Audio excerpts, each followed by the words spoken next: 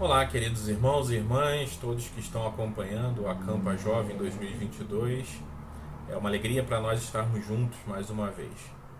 E nós queremos continuar meditando no tema que tem sido proposto a partir de um versículo que nós encontramos na carta aos Hebreus, no último capítulo da carta, o capítulo 13. O versículo é o versículo 16.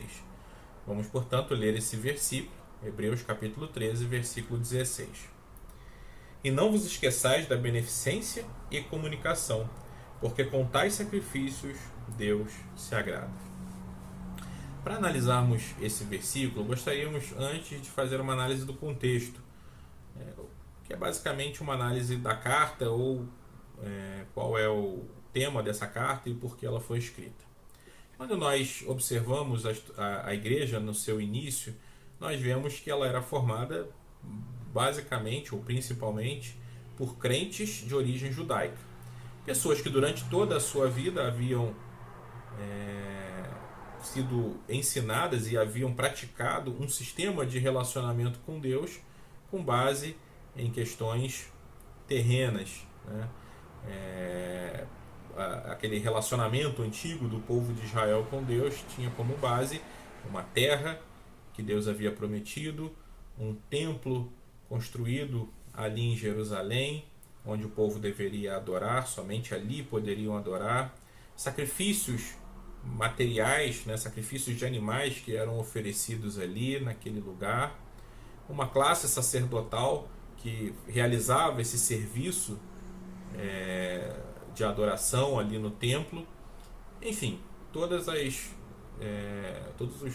principais assuntos da religião judaica, daquela prática judaica, estavam relacionadas à vida aqui na Terra. Mas agora essas pessoas que tinham origem no povo de Israel e que haviam crido na pessoa do Senhor Jesus, tinham uma nova forma de relacionamento com Deus. O relacionamento com Deus agora não era mais baseado nas questões terrenas, mas sim era baseado nas questões celestiais. O nosso relacionamento com Deus, o relacionamento da igreja com Deus, é um relacionamento celestial. A igreja é o povo celestial de Deus, em contraste com Israel, que é o povo terrenal, podemos dizer assim, né? Israel já foi no passado, e continua sendo e será no futuro o povo de Deus na terra. E a igreja é o povo de Deus com caráter celestial. Nós vivemos aqui na terra, mas temos um caráter celestial. E agora era necessário que aqueles crentes de origem judaica compreendessem isso e abandonassem definitivamente aquele antigo sistema. E a carta aos Hebreus ela tem esse objetivo, ela se dirige a esses crentes ou a um grupo desses crentes de origem judaica que aparentemente estavam tendo dificuldades para abandonar as práticas do passado. Eles eram cristãos, eles se admitiam como cristãos, mas não pareciam compreender que deveriam abandonar as antigas práticas do judaísmo. A carta aos Hebreus, portanto, ela procura mostrar a esses irmãos do passado, essas pessoas, que elas sim deveriam abandonar o antigo sistema, aquele sistema de relacionamento com Deus com base em sacrifícios de animais oferecidos naquele templo ali em Jerusalém, e já não tinham mais nenhum efeito.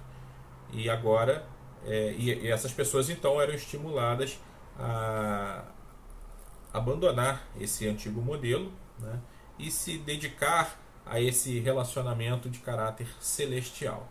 A carta aos Hebreus, ela tendo esse objetivo, aponta sempre para Cristo na glória, né, ou quase sempre. Durante quase toda a carta, nós vemos essas expressões que apontam para o Senhor Jesus Cristo glorificado. Ele é o sumo sacerdote que intercede por nós no céu. Ele é o mediador que também atua em nosso favor. nos céus, e nós somos o seu povo aqui na terra, estamos aqui na terra, mas apenas como peregrinos e forasteiros. Estamos aqui de passagem, porque o nosso caráter é celestial, a nossa pátria é celestial. Nós não estamos mais, aqueles crentes de origem judaica, eles não deveriam mais se sentir ligados a uma Jerusalém terrena, a uma cidade terrena, mas deveriam assumir definitivamente que agora eram um povo celestial. Isso para uma pessoa do povo de Israel, alguém que viveu a vida inteira praticando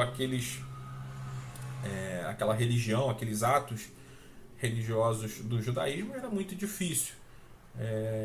Talvez para uns fosse mais fácil do que para outros, mas o fato é que aquelas pessoas tinham uma ligação muito forte com aquela terra que Deus havia prometido a Abraão, tinha uma ligação muito forte com o templo, tinha uma ligação muito forte com aqueles sacrifícios que eram praticados, tinham uma relação muito forte com a própria condição de descendentes de Abraão, né? Veja que tudo isso aponta para a terra, né? Eles se orgulhavam do fato de serem judeus, de serem descendentes de Abraão, mas agora isso não tinha mais valor ou importância alguma.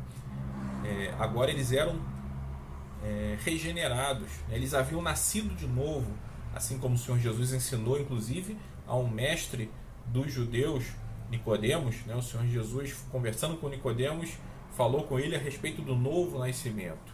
Por quê? Porque o nascimento, ou aquela antiga ligação de nascimento com Abraão não tinha mais sentido. Agora era necessário lembrar que o crente em Cristo Jesus, ele é nascido de novo. E essa então era isso é o que a Epístola aos Hebreus nos apresenta. E ela faz isso trazendo um contraste entre as coisas do Antigo Testamento, aquelas práticas antigas do judaísmo, e tudo aquilo para o qual essa prática apontava, né? Vamos explicar melhor.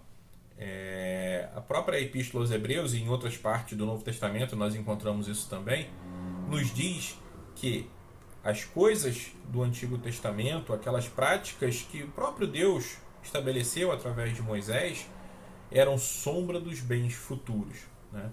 Ou seja, eram tipos, eram figuras que apontavam para aquele que viria e que cumpriria tudo em perfeição. E assim foi quando o Senhor Jesus veio a este mundo, né? Portanto, aqueles sacrifícios, por exemplo, que haviam sido estabelecidos lá no livro de Levítico, no Antigo Testamento, eles não tinham mais razão de ser, né? Não precisavam mais ser oferecidos. Por quê? Porque eles apontavam para o Senhor Jesus, para os diferentes aspectos da obra, do sacrifício, da oferta que o Senhor Jesus fez de si mesmo.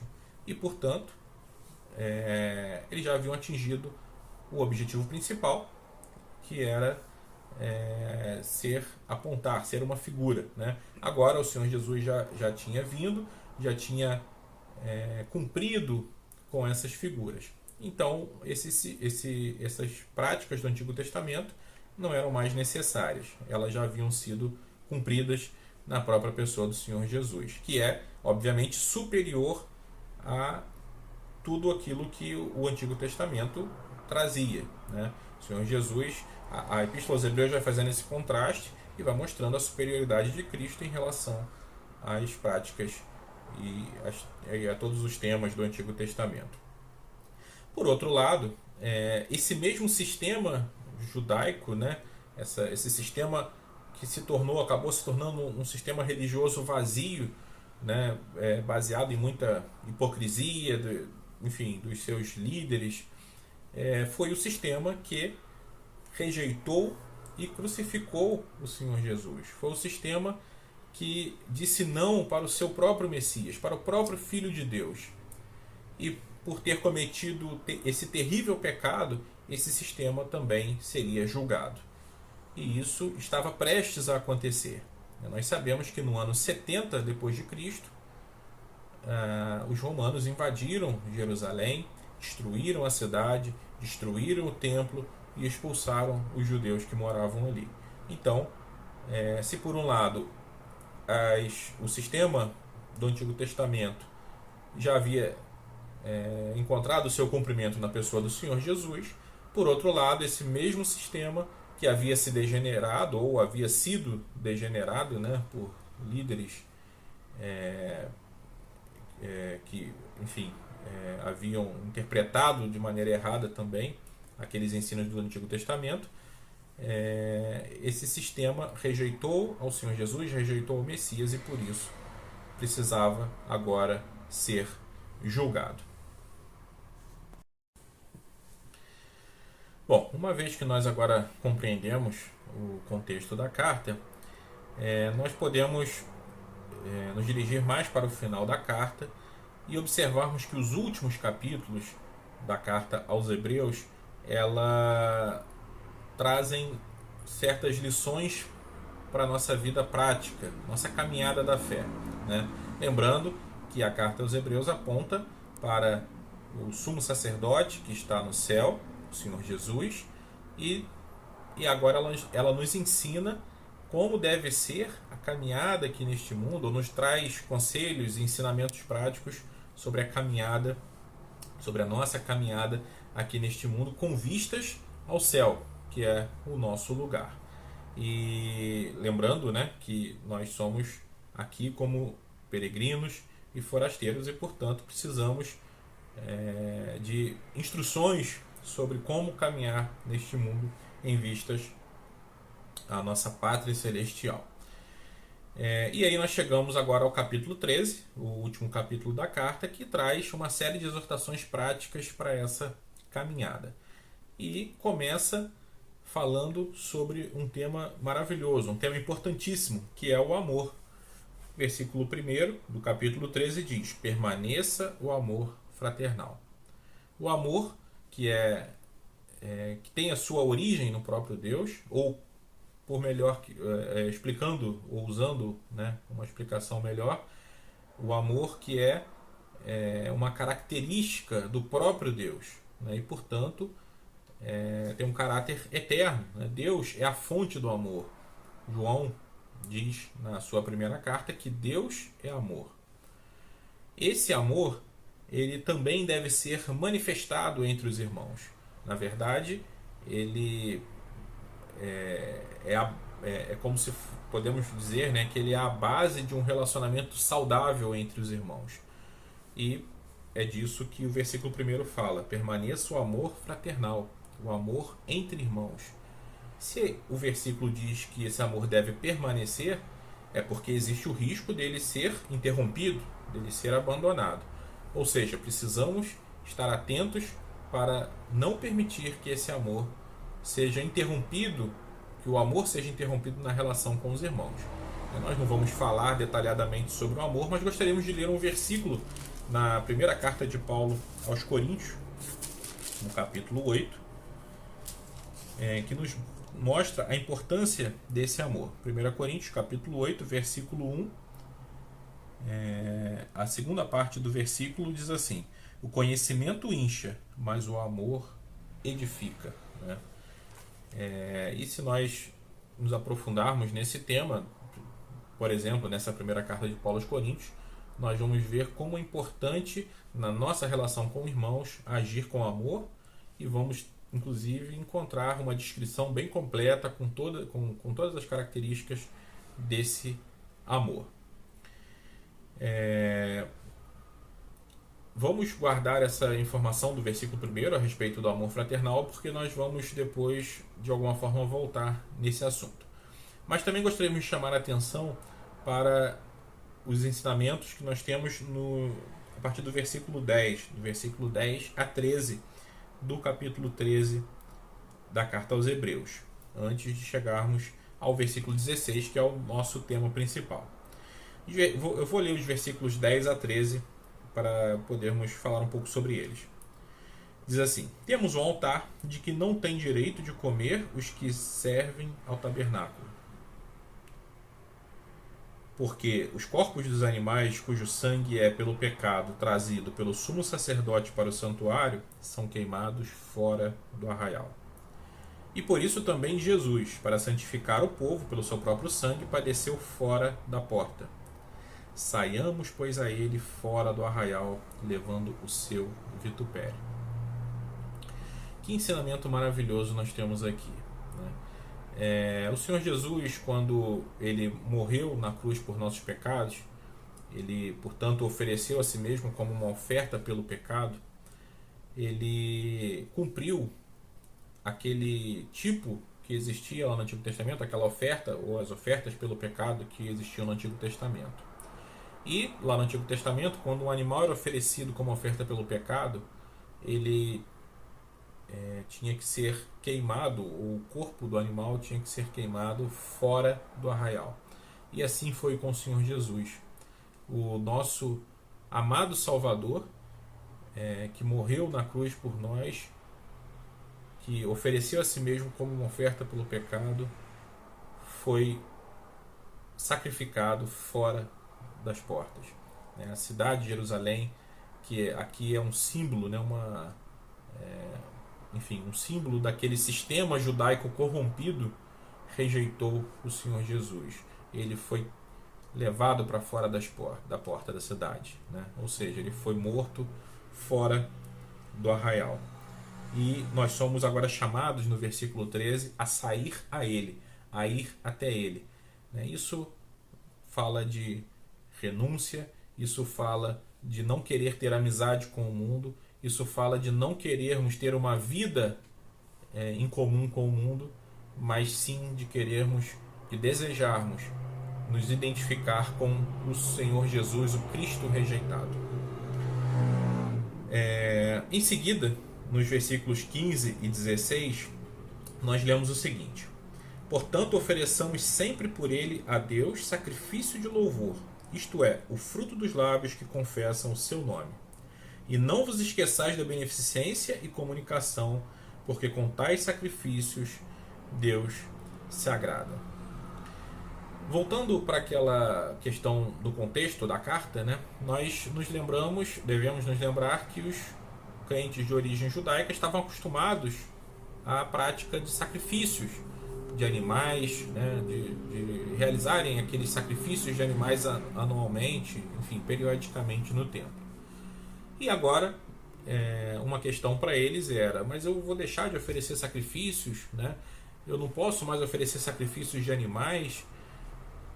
Isso para mim é muito difícil. Enfim, essa poderia ser uma questão para muitos desses crentes. E agora, o escritor aos Hebreus, ele mostra que sim, é possível e é necessário, inclusive, que ofereçamos sacrifícios, mas não mais aqueles sacrifícios de animais, aqueles sacrifícios de caráter material. Mas existem agora outros tipos de sacrifício que podemos e devemos oferecer. E que tipo de sacrifícios são esses, então, que nós podemos oferecer e devemos oferecer? Nós encontramos aqui pelo menos 3 no Novo Testamento, e eu vou apenas citar 2 deles e vamos nos ater ao terceiro. Um deles nós encontramos na carta de Paulo aos Romanos, no capítulo 12, versículo 1, versículo bastante conhecido, que diz que nós devemos oferecer os nossos corpos em sacrifício vivo, santo e agradável a Deus, que é o nosso culto racional. Esse é um tipo de sacrifício que somos chamados a oferecer. O outro nós encontramos aqui no versículo 15, que nós lemos, da carta aos Hebreus, capítulo 13, que é o sacrifício de louvor, ou seja, o fruto dos lábios que confessam o seu nome, o nome do Senhor Jesus. Esse é um outro tipo de sacrifício que podemos e devemos oferecer, que Deus espera que nós ofereçamos. E o terceiro é aquele que nós pretendemos nos ocupar, que é o do versículo 16, e diz: e não vos esqueçais da beneficência e comunicação, porque com tais sacrifícios Deus se agrada. Nós temos aqui, portanto, a beneficência e a comunicação, que são sacrifícios que agradam a Deus. Vamos meditar um pouco sobre isso. Primeiro gostaríamos de falar o que é um sacrifício, né? O sacrifício, ele, nesse contexto nosso, ele pode ter um significado relacionado àquela questão dos animais, mas nós já vimos que esse sistema ele foi abolido, né? Então, para nós hoje, para o nosso estudo de hoje, nós gostaríamos de falar de sacrifício como aquilo que traz a ideia de uma entrega, de uma renúncia, né? Quando nós sacrificamos algo, nós temos aqui a ideia de que estamos dispostos a entregar, a renunciar a algo que nos é caro, que é importante para nós. E quem oferece sacrifícios, né? No antigo sistema, naquele sistema dos sacrifícios judaicos, havia uma classe de pessoas que poderiam oferecer os sacrifícios, que eram os sacerdotes, né? Qualquer ofertante do povo que trouxesse uma oferta deveria entregar nas mãos dos sacerdotes e eles ofereciam esses sacrifícios. Mas nós aprendemos na palavra de Deus, e isso é mais uma demonstração da superioridade do relacionamento que temos atualmente com Deus em relação ao anterior. Nós aprendemos na palavra de Deus que nós agora somos sacerdotes também. Não existe mais uma classe sacerdotal, mas todo o povo de Deus, todos aqueles que creem no Senhor Jesus como Salvador, são sacerdotes. Vamos ler 2 Pedro, capítulo 2, versículo 5. Vós também, como pedra vivas, sois edificados, casa espiritual e sacerdócio santo, para oferecer sacrifícios espirituais agradáveis a Deus por Jesus Cristo. Veja que interessante. Nós agora fomos constituídos sacerdócio. Todos nós, eu, você, nós não temos mais alguém que interceda por nós, mas nós devemos levar os sacrifícios diretamente, né? E esses sacrifícios espirituais agradáveis a Deus são esses que nós acabamos de citar e que nós estamos analisando hoje, especialmente no capítulo 13, versículo 16. Se nós temos, portanto, a função de sacerdotes e devemos oferecer sacrifícios, seria bom nós olharmos para aquele que é o nosso sumo sacerdote, aquele que fez uma entrega muito maior. Nós falamos que sacrifício traz a ideia de renúncia, de entrega. E teve alguém, o próprio Senhor Jesus, que se entregou por nós de uma maneira maravilhosa. E ele é o nosso exemplo, né? E só para nos lembrarmos, né, de como foi essa entrega maravilhosa, nós podemos citar um versículo muito conhecido, João capítulo 3, versículo 16. Lá diz que Deus amou ao mundo de tal maneira que deu o seu Filho unigênito, né? Deus deu o seu próprio Filho.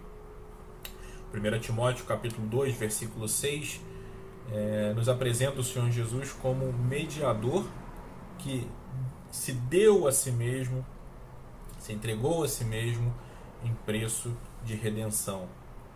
E Efésios capítulo 5, versículo 2, vamos ler esse versículo que é maravilhoso, assim como os outros também, que diz que Cristo nos amou e se entregou a si mesmo por nós em oferta e sacrifício a Deus em cheiro suave. Esse versículo nós vamos voltar nele ainda hoje. Ele diz que o Senhor Jesus se entregou a si mesmo em sacrifício, em oferta e sacrifício a Deus em cheiro suave. Que maravilhosa entrega do Senhor Jesus. Será que ao meditarmos nisso não nos sentiríamos encorajados a entregar algo também? É sobre isso que queremos meditar nessa noite. De que consiste, portanto, esse sacrifício que nós lemos no versículo 16? Aqui nós lemos sobre beneficência e comunicação.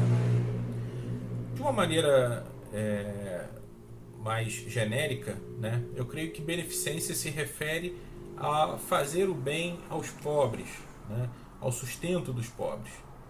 E a comunicação se refere um pouco mais especificamente ao sustento dos servos do Senhor, aqueles irmãos que se dedicam integralmente na obra do Senhor e que por isso merecem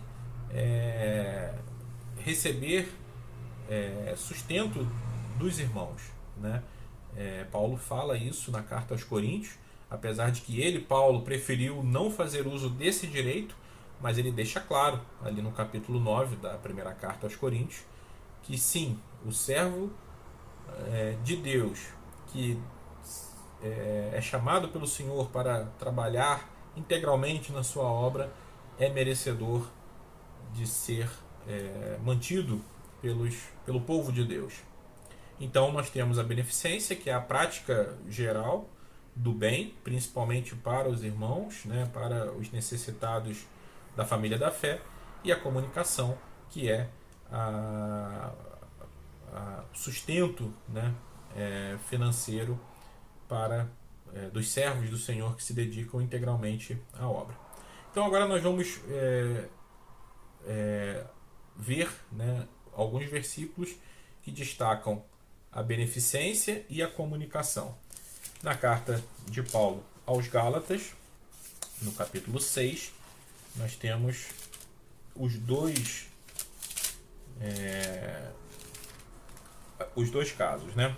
Na carta de Paulo aos Gálatas, no capítulo 6, no versículo 10, nós temos um exemplo de beneficência, ou instruções a respeito da beneficência. Diz assim: então, enquanto temos tempo, façamos bem a todos, mas principalmente aos domésticos da fé. Beneficência é fazer o bem, né? E Paulo nos exorta a, enquanto temos tempo, né, enquanto temos oportunidade, devemos fazer o bem. Fazer o bem a quem?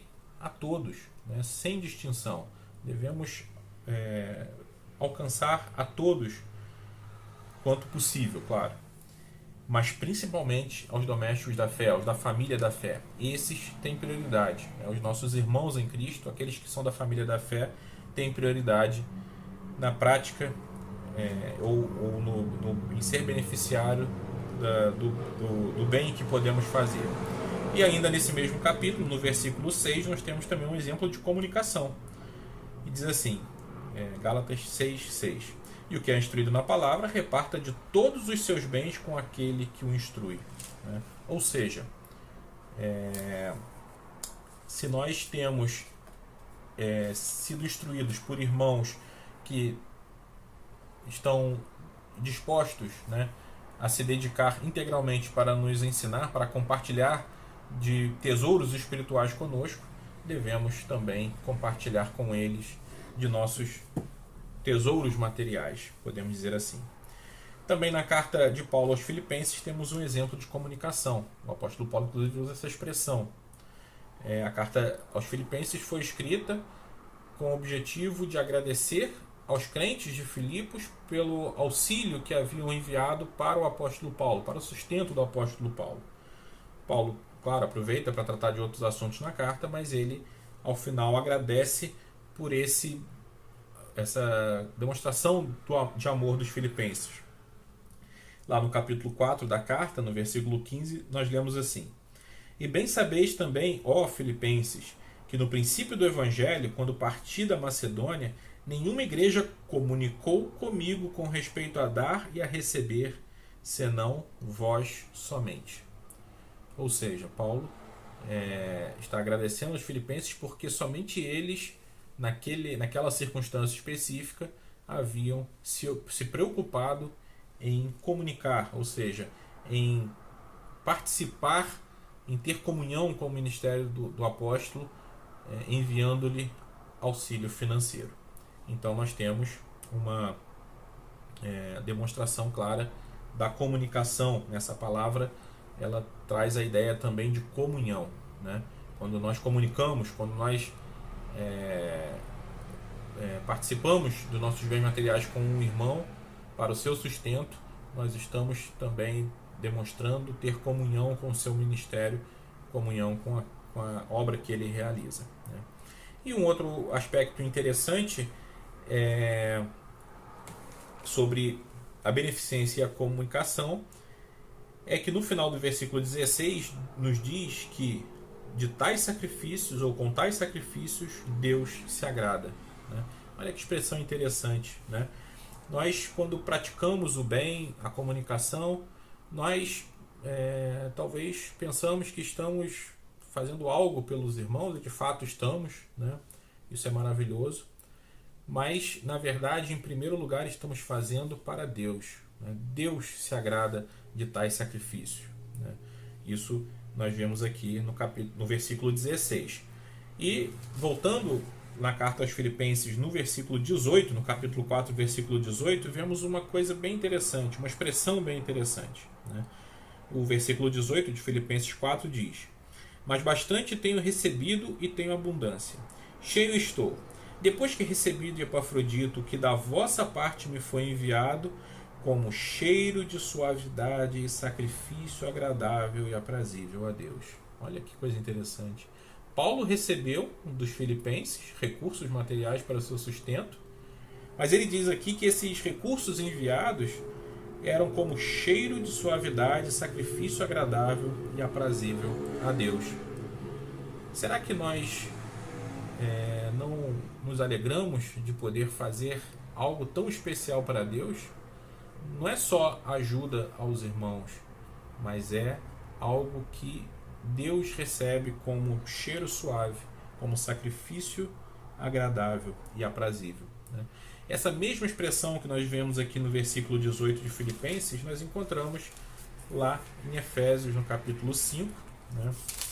Nós falamos que voltaríamos àquele versículo, né? Nós já lemos esse versículo, Efésios capítulo 5, versículo 2, que diz que o Senhor Jesus se entregou a si mesmo, o Senhor Jesus Cristo se entregou a si mesmo por nós em oferta e sacrifício a Deus em cheiro suave.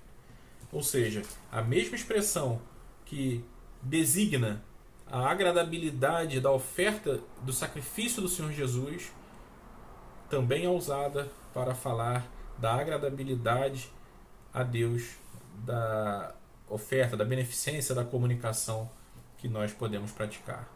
Que isso sirva de estímulo para nós. Claro que Deus se agrada ou se agradou do sacrifício do Senhor Jesus de uma maneira incomparável. Nós nunca poderíamos oferecer algo como Ele ofereceu, mas aprouve ao Espírito Santo usar a mesma expressão, até como um estímulo para nós sabermos a importância que é dispormos dos bens materiais que o próprio Deus nos dá para a beneficência e a comunicação. Bom, o nosso objetivo, portanto, agora já chegando ao fim, é despertar e encorajar a todos, principalmente aos nossos jovens, quanto à importância que Deus dá a esse ato. Esse é o aspecto que nós gostaríamos de ressaltar nessa palestra.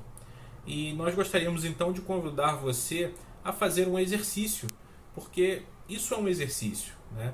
Nós não vamos simplesmente da noite para o dia oferecermos o melhor sacrifício a Deus. Não, nós precisamos exercitar, precisamos aprender a fazer as coisas do jeito que Deus quer, né? E nós temos aqui algumas dicas que gostaríamos de apresentar, né? Uma delas, e isso serve para todos os exercícios da vida cristã, é o da oração, para que Deus te dê um coração aberto, né? Talvez você já tenha um hábito de ofertar, de prestar auxílio aos irmãos, aos necessitados, ou talvez não. Mas se você orar com sinceridade para que Deus te dê um coração aberto, te dê um coração generoso, com certeza Deus vai ouvir e vai te conceder isso, porque essa é a vontade dele para a sua vida. Um outro conselho prático é: exercite mesmo se você ainda não trabalha, né? Talvez nós estamos aqui falando para jovens que ainda não começaram uma carreira profissional, ainda não ingressaram no mercado de trabalho, talvez ainda adolescentes, enfim, não, não, não, não necessariamente talvez você seja uma pessoa que tem uma renda, mas exercite com aquilo que você tem ou com aquilo que você recebe, mesmo que seja uma mesada dos seus pais, mesmo que seja uma mesada dos seus avós, um presente, enfim, procure tirar daquilo que você tem, daquilo que você recebe, mesmo que seja a título de uma mesada, algo para as ofertas, né? Certamente na assembleia onde você reúne, onde seus pais reúnem, existe uma coleta que é feita aos domingos. Faça um exercício, né? Tire daquele valor que você recebeu do seu pai, da sua avó, ou se você já trabalha da sua própria renda, enfim, faça esse exercício que certamente, se você começar, você vai desenvolver isso. Isso vai se tornar um hábito saudável espiritualmente na sua vida. Um outro exercício, né, que você pode fazer é buscar nas Escrituras histórias de servos de Deus que tiveram destaque nessa questão, né? Vamos citar apenas alguns exemplos, né? A palavra de Deus fala dos primeiros cristãos ali em Atos capítulo 2, versículos 44 e 45. Eles vendiam tudo que tinham e distribuíam entre si.